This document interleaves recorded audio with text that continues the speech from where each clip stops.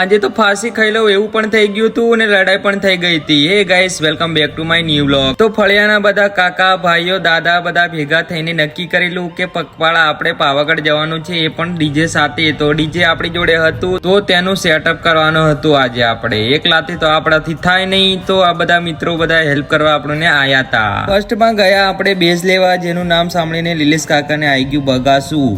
ખેર પછી બેજ બહાર કાઢીને સાફ કરવાનું ચાલુ કર્યું. અત્યારે છે ને પાવાગઢ જવા તે મેળામાં એવું ગોઠવણી ચૂકવણી ચાલે છે.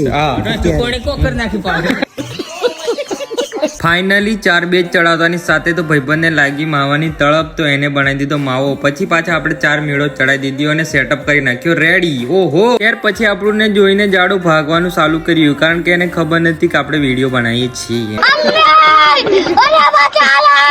ખેર પછી આપણે ફાંસી ખાવાની શરૂઆત કરતાની સાથે જ આપણને બચાઈ પણ લીધો યાર. પછી આપણે કર્યા વાયરિંગ કરતા કરતા અને બીજું બધું આ તે કરતાની સાથે પડી ગયું અંધારું. પછી લીધો આપણે ટ્રાયલ.